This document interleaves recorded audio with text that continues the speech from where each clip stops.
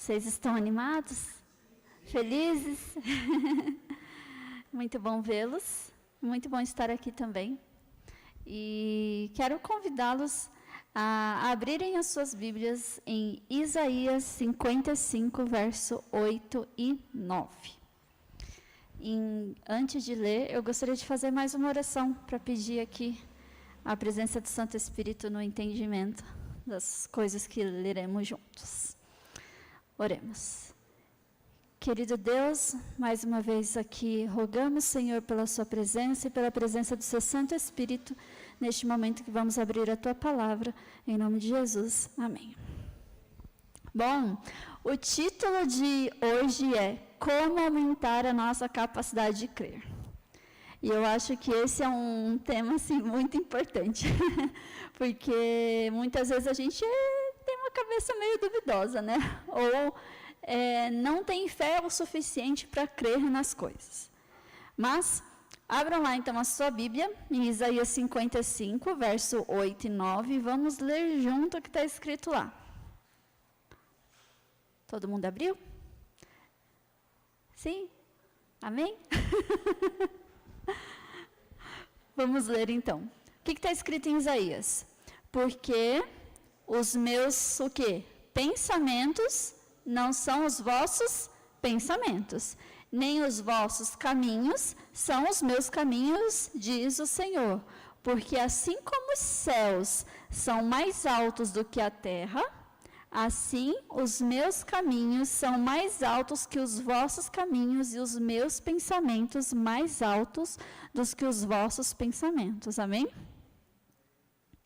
Então, assim como que? Como os céus são mais altos do que a terra, assim são os meus caminhos mais altos que os vossos caminhos. Está falando assim, assim como você não consegue dimensionar a amplitude, o quão mais alto é o céu do que a terra, assim você não consegue dimensionar o quão o caminho de Deus é mais alto que o caminho que nós mesmos escolhemos. E o quão ele é mais poderoso que tudo que a gente possa querer fazer, imaginar, pensar. Mas para a gente poder entender isso, poder entender o que eu quero trazer no sermão de hoje, que é sobre como aumentar a capacidade de crer, eu queria fazer vocês pensarem em algo. Quando vocês olham assim para a natureza, qual que é assim a reação quando vocês veem algo assim muito espetacular na natureza? Qual é o primeiro pensamento que vem na sua mente quando você vê algo muito espetacular na natureza? Deus? Paz? Eu tenho comigo assim que uma das coisas que eu mais gosto de ver na natureza é o pôr do sol. E o William já ouviu eu falar isso algumas vezes. Até um dia em que eu tive a experiência que eu quero mostrar nessa foto que o Marco vai projetar para vocês. Teve um dia que a gente estava no sítio e eu pude presenciar. Pode deixar a foto primeiro aberta assim, eu sei que está pequenininho, mas eu pude presenciar inúmeros, não dava para contar, pontinhos ali no céu. Se agora você quiser dar um zoom assim. Só que assim, nessa foto não dá para ter a dimensão de como foi ver pessoalmente. E nunca na minha vida eu tinha visto algo tão igual ao que a gente viu nesse dia. Dava até para ver como se eles, que eu imagino que seja, né? O que eles chamam, sabe aquela poeira assim de estrelas? Dava até para ver isso. E eu, o William e alguns parentes nossos, a gente ficou olhando assim para aquilo e assim, eu não queria parar de olhar. E aí eu lembro que eu falei para o William, eu acho que minha coisa favorita agora de ver não é mais o pôr do sol, é as estrelas, porque foi tão impressionante, é uma coisa que eu não consigo esquecer. E nesse dia eles ainda ficavam mostrando, olha, nessa foto não vai dar para ver, mas olha, aqui está as Três Marias, aqui está isso, e dava para ver sem precisar de nenhum equipamento, e a gente até estava lá com equipamento para tentar ver algumas coisas a mais, mas a gente não precisava, porque a olho nu a gente conseguia ver assim esse espetáculo. E a primeira coisa que veio assim na nossa mente é como Deus é grandioso. Como Deus é perfeito, porque, imagina, não tem nem como contar ali, ó, quando você lembra nas histórias da Bíblia, que a gente até vai entrar daqui a pouco, mas assim, quando a gente vai, por exemplo, para a ciência, para estudar sobre o sistema solar e tudo mais, a gente descobre que nós somos um pequeno pontinho nesse meio aí. Porque a Via Láctea, que é onde o planeta Terra está, ela é chamada de um oceano cósmico pontilhado com cerca de 400 bilhões de estrelas. Então, a gente está ali naquele meio ali. E olha só, por que a gente começou lendo esse texto? Porque aí, lá no texto fala, como os céus são mais altos do que a terra. Você já parou para pensar nessa distância, nessa amplitude? À medida que os cientistas, né, os profissionais, né, que estudam o universo, a ciência e tudo mais, usam para dimensionar o universo, é o que é chamado ano-luz. E às vezes é meio complicado de entender o que isso significa, mas tem aqui tudo anotadinho. Um ano-luz significa que, aliás, a velocidade da luz, a velocidade que a luz viaja é equivalente a quase 300 mil quilômetros por segundo. Então, só para a gente tentar entender. Quando a gente está dirigindo um carro e está pegando uma estrada dessas rodovias, que a gente pode correr bastante, qual geralmente é o máximo aqui em São Paulo? É 120, talvez ali, dependendo do lugar, 140, mas geralmente é uns 120 quilômetros por hora. 120 quilômetros. A luz, ela viaja 300 mil quilômetros. Mas não é por hora, é por segundo. Então, é muito rápido. A ponto de que estudiosos ali da NASA falam que o fato de eu fazer isso, estalar os meus dedos, um estalar de dedos leva, o tempo que a luz leva para dar 7 voltas no planeta Terra. Eu fazendo isso, são 7 voltas da luz que já deu aqui no planeta Terra. Então, já deu 14, 21 e aí por aí, do tempo que foi. Então, assim, só para você ter uma dimensão de quão rápido que é. Se nisso aqui, que não é nem um segundo, dá 7 voltas, em 1 minuto, a luz viaja um pouco mais de 17,5 milhões de quilômetros. 17,5 milhões de quilômetros. Em 1 ano, isso seria equivalente a mais de 25 bilhões de quilômetros. Em 1 ano, não, em um dia. Em 1 ano, seria 9 trilhões. Então, 1 ano, luz. 9 trilhões de quilômetros que a luz consegue viajar. É muita coisa. Mas, para isso ficar um pouquinho mais compreensível de como a gente é tão pequeno e como é tão grande a distância entre o céu e a terra, eu pedi para o Marco compartilhar aqui para vocês um trechinho de um documentário chamado A Chamada dos Cosmos. Eu esqueci o nome inteiro, mas depois eu passo para vocês. E tem um trechinho que mostra um pouquinho disso, e depois eu posso deixar o link para vocês assistirem o documentário completo. Você põe um vídeo para a gente? Para vocês entenderem qual é a nossa realidade em relação Já parou para pensar sobre a imensidade de Deus? A pura magnitude de seu poder e tamanho? É um conceito difícil de entender, porque Deus é espírito, então não há nada físico sobre sua estatura. Ele não pode ser medido por metros ou milhas, tempo ou espaço. No entanto, talvez seja possível dar uma olhada no que não podemos ver ou tocar, fazendo uma jornada imaginária através de sua maior criação.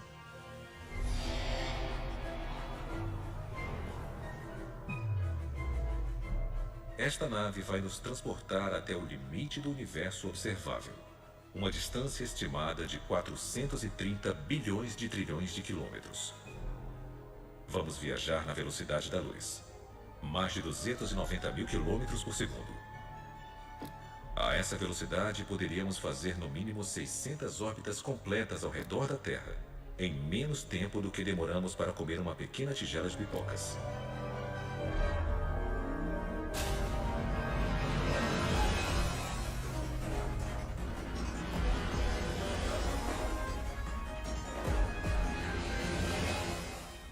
Partimos no dia 1º de janeiro. Viajando rapidamente pelo espaço, chegamos na Lua em menos de 1,3 segundos. Então, 4 minutos e meio depois, passamos correndo por Marte. Continuamos seguindo pelos planetas gigantes gasosos: Júpiter, Saturno, Urano, Netuno.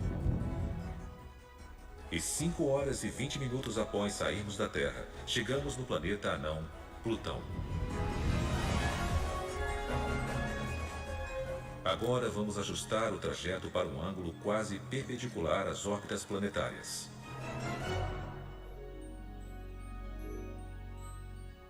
Atrás de nós, os limites da nossa vizinhança cósmica somem rapidamente.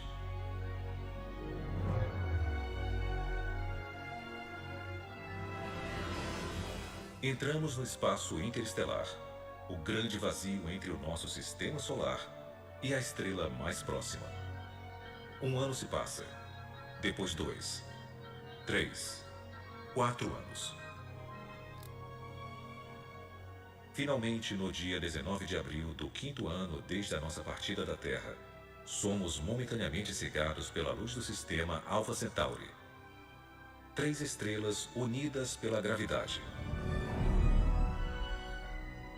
Elas são as estrelas mais próximas ao nosso Sol. Nós viajamos aproximadamente 41 trilhões de quilômetros, mas estamos só começando. 10 anos-luz da Terra. 2 dúzias de estrelas vizinhas brilham à nossa frente. Uma delas, Tau 7, se parece com o nosso Sol. 100 anos-luz. Nuvens de gás e poeira no braço de Órion da Via Láctea nos cercam. 1000 anos-luz. A elegante forma espiral da nossa galáxia é claramente visível. A Terra está localizada aqui. A Via Láctea faz parte de uma comunidade de no mínimo 40 galáxias, unidas pela gravidade, para formar o que é conhecido como o Grupo Local. Pelo resto da jornada, cada ponto de luz que vemos não é mais uma estrela individual, mas uma galáxia inteira, cheia de bilhões de estrelas.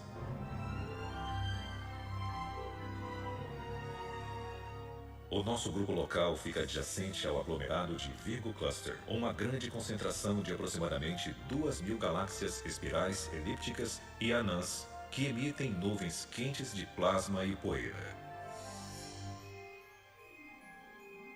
Essa criação espetacular é o coração de uma cadeia de ilhas cósmicas que foram moldadas pela força gravitacional de 40.000 galáxias diferentes. Coletivamente, elas formam um superglomerado de Virgo, uma das maiores estruturas conhecidas pela ciência. Mas conforme nos afastamos, essa cadeia rapidamente se perde entre várias formações de composição e tamanhos similares. Pois Virgo é apenas uma gota em um balde cósmico que pode conter até 10 milhões de superglomerados, cada um sendo um fio fino na construção de larga escala do universo observável. Nós somos muito pequenininhos em relação ao universo, não somos?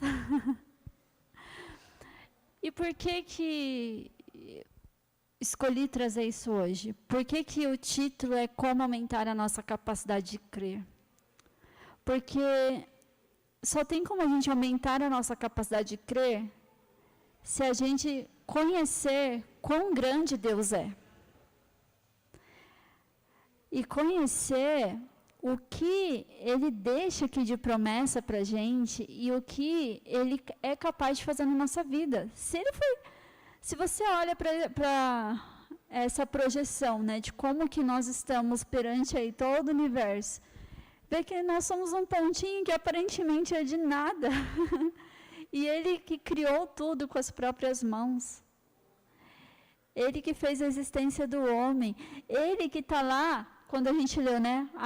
Assim como os céus estão mais altos do que a terra, ele que está lá no céu, ele tem atenção para ouvir a sua oração, para atender o seu pedido, para ouvir a sua angústia, o seu choro.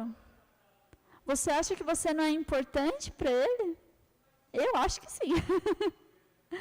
Porque se a gente olha só para toda essa projeção, parece que a gente não é nada, como se nós fôssemos uma mini formiguinha, em relação, se fosse colocar assim, em relação à nossa perspectiva agora, né? Quando a gente vai para a história, vamos lá, em Gênesis 15, no verso 5. Abra aí a sua Bíblia em Gênesis 15, verso 5.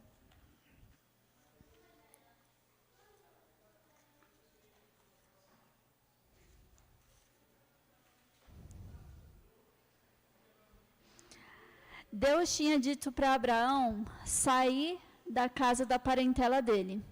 E o que ele falou logo após? Ele falou para ele não ter medo, que ele seria o escudo dele, e que grande seria a sua recompensa. Mas lá no verso 5 ele pegou Abraão, levou para fora e falou o que para ele? Olhe para o céu e conte o quê? As estrelas, se é que você pode contá-las.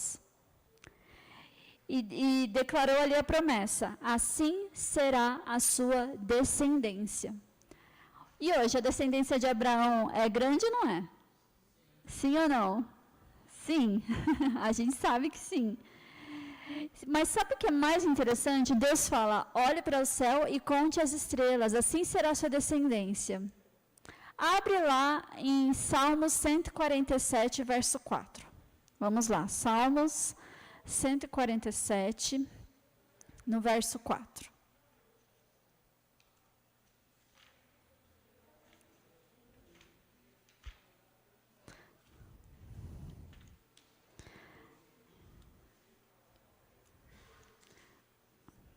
O que está escrito lá? Estou lendo na NVI, pode ser que sua versão esteja um pouquinho diferente, mas está escrito, ele determina o número de estrelas e chama cada uma pelo nome. A gente viu o tanto de estrelas que foi mostrado ali, naquele documentário. E só naquela foto que eu pude compartilhar, que já eram milhares que não dá para contar. E tem um nome para cada uma. E Deus sabe o nome de cada uma. Será que Ele não sabe o seu nome? Será que Ele não sabe quem você é? Sobre a descendência de Abraão. Abra lá em Hebreus 11, verso 12.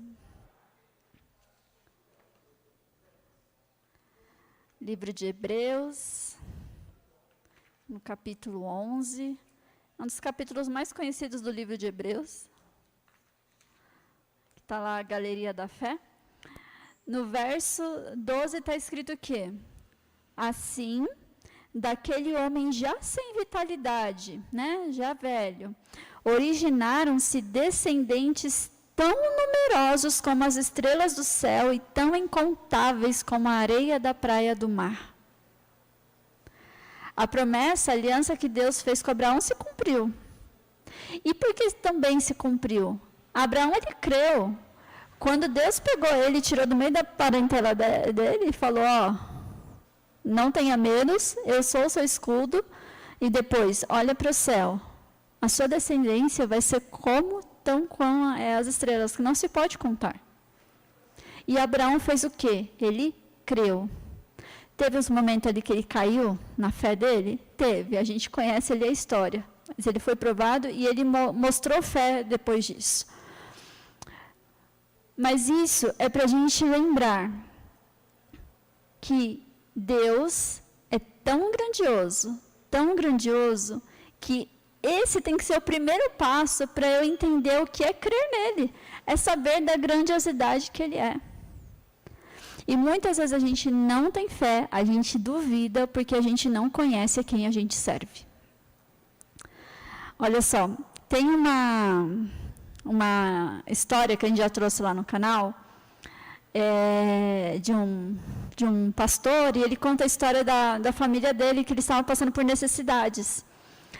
E aí o pastor recebeu uma orientação de Deus, assim, entendeu com Deus, né, através da comunhão dele, que ele e a esposa dele deveriam ficar em jejum, mesmo passando necessidades, que eles estavam sem comida, enfim.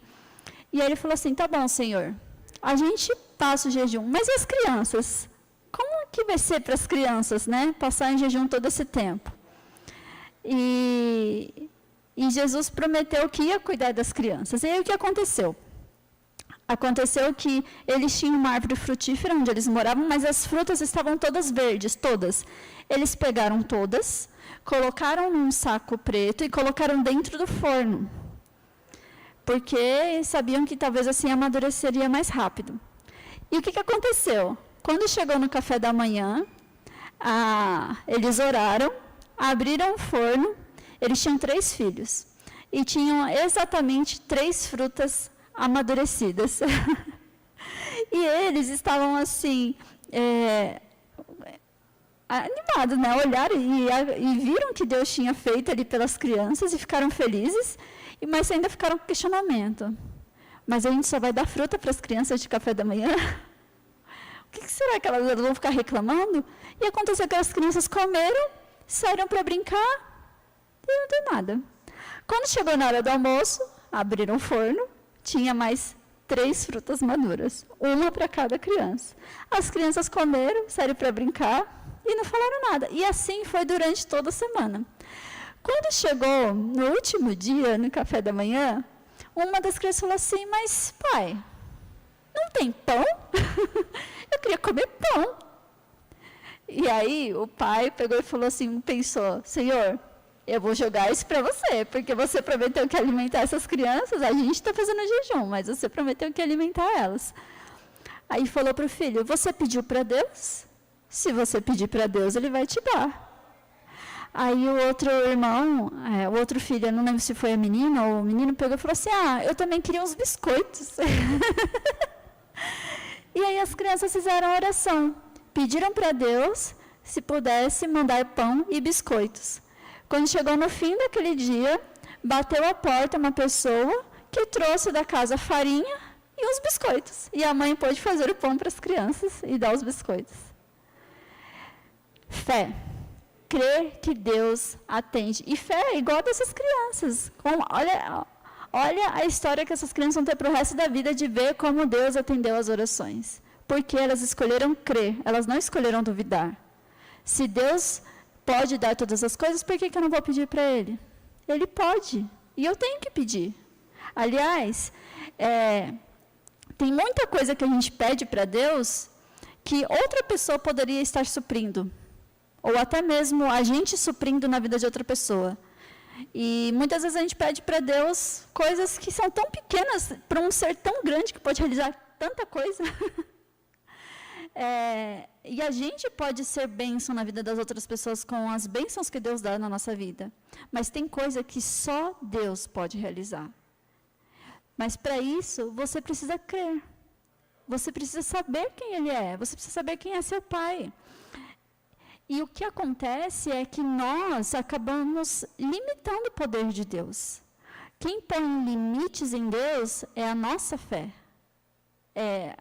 Eu mesma que ponho, porque Deus não tem limites.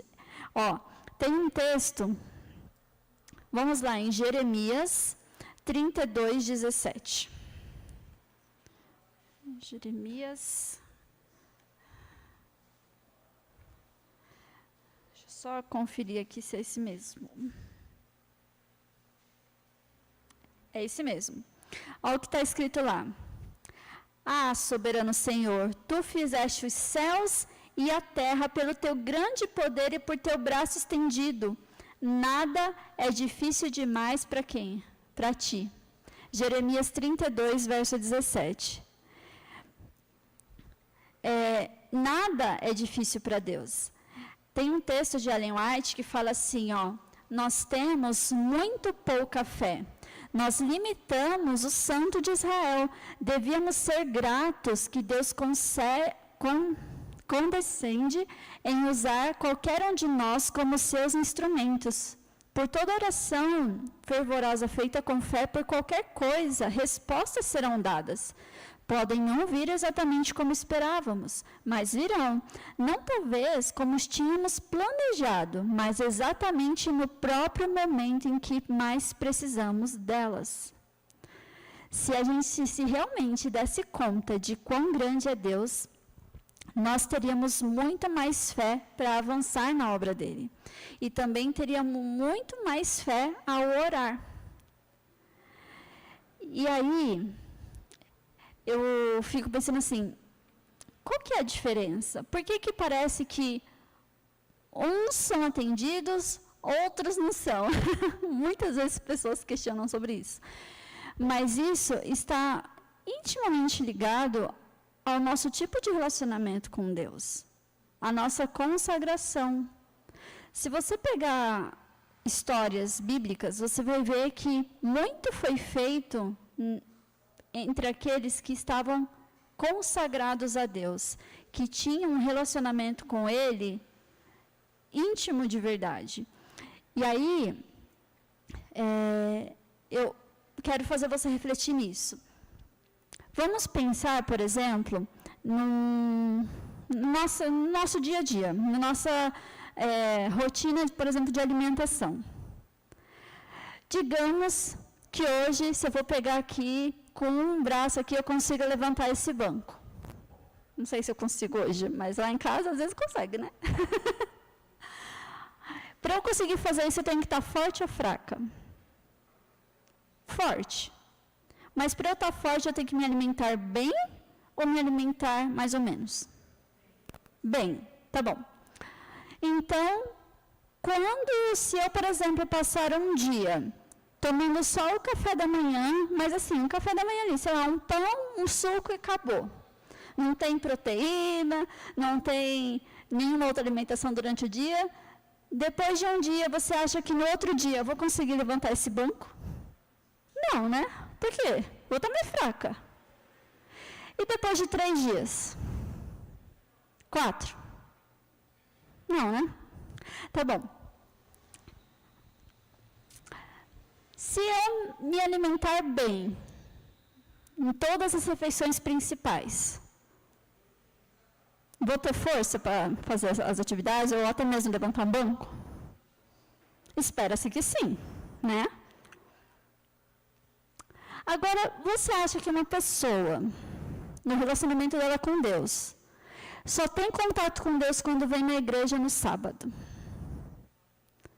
Você acha que ela vai ter força para enfrentar as batalhas, as tentações, as provações durante todo o resto da semana?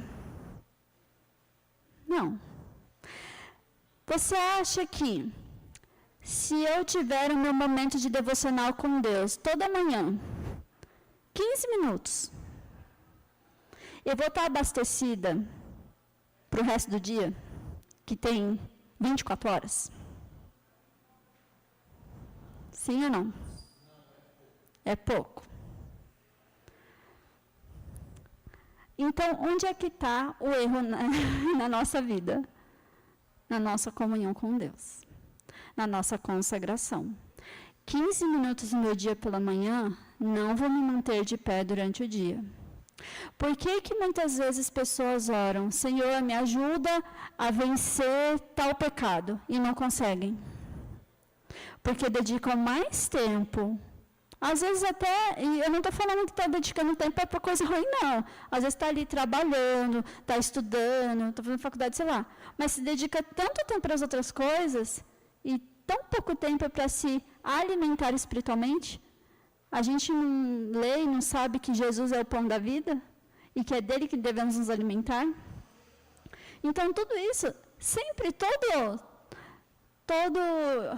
sermão vai se findar, vai se resumir em seu relacionamento com Deus. E isso envolve você comer da palavra, que é ler e não só ler, mas estudar a palavra de Deus.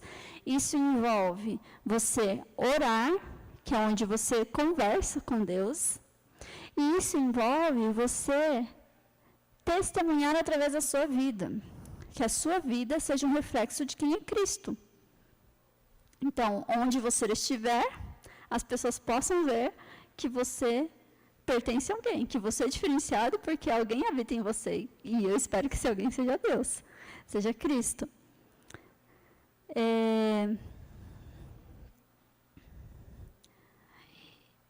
Como aumentar a nossa capacidade de crer? Primeiro, reconhecendo que Deus é grande, é muito grande. Meu Deus é tão grande, é tão forte. Não tem a musiquinha das crianças? Aquilo que as crianças cantam tem que ser uma realidade na nossa crença, na nossa mente, saber que Deus é grande. Segunda coisa, como está minha consagração pessoal? Como é o meu relacionamento com Deus? E com isso, você vai vendo que a sua capacidade de crer, de ter fé, vai mudando. E por que eu falo isso com tanta, assim, força? Porque com o trabalho, né, o ministério ali no canal, tantas histórias que a gente já trouxe, e a maioria delas se resume em como as pessoas começaram a crer em Deus de fato. Como começaram a reconhecer que Deus é aquele Deus grandioso que é falado. E muitas vezes não precisou acontecer. Existem histórias assim, existem, mas a maioria delas não são pessoas que tiveram contato com o sobrenatural, que apareceu alguma coisa, que viu algo. Não. Hoje mesmo a gente teve contato com uma história de uma pessoa que ela começou a ter teve contato com Deus na infância, mas assim, depois que ela teve mais consciência, o contato que ela teve foi por conta da faculdade, porque para entrar lá na escola, tinha uma lista de livros que ela precisava ler, e ela tinha que fazer uma viagem e escolher o maior livro que tinha daquela lista, e aquele livro era a Bíblia. E ela não ia fazer um curso de teologia nem nada assim, mas fazia parte da grade curricular do curso que a pessoa estava pretendendo fazer, a Bíblia. E aí a pessoa resolveu ler a Bíblia e colocou na sua consciência, eu vou ler sem preconceitos, porque eu estou lendo para estudar, para saber por conta da faculdade. E a partir dali, Deus já foi transformando aquela pessoa, o Espírito Santo já foi alcançando, e muitas coisas aconteceram, e em breve vocês conhecerão essa história. Mas assim, tantas histórias. Você vê como a palavra de Deus tem muito poder. Tanto que, lá em Gênesis, quando você vai no relato, está assim, e Deus disse, haja luz e houve luz. Não foi a palavra dele? A palavra dele tem poder, sim ou não? A palavra dele tem poder para operar na sua vida, sim ou não? Você crê, sim ou não? E esse é o meu desejo para você refletir a partir de hoje. Como está o meu relacionamento com Deus? E eu creio, será que eu creio mesmo de fato? Será que eu tenho fé que move montanhas? A fé, de tanto que é relatada na Bíblia, ela só vai começar a amadurecer na sua vida se você começar a colocar em prática. E é isso que eu desejo para vocês essa noite. Vamos orar? Querido Deus que habita nas alturas do céu, graças te damos, Senhor, porque o Senhor nos trouxe aqui à tua casa hoje, porque o Senhor também esteve conosco que estiveram assistindo pela internet, e porque podemos estudar um pouco mais aqui da tua palavra e entender o quão grande és tu, Senhor. Eu quero entregar a vida de cada um aqui nas tuas mãos. Pedir que o Senhor os ajude a se manterem pessoas consagradas em ti.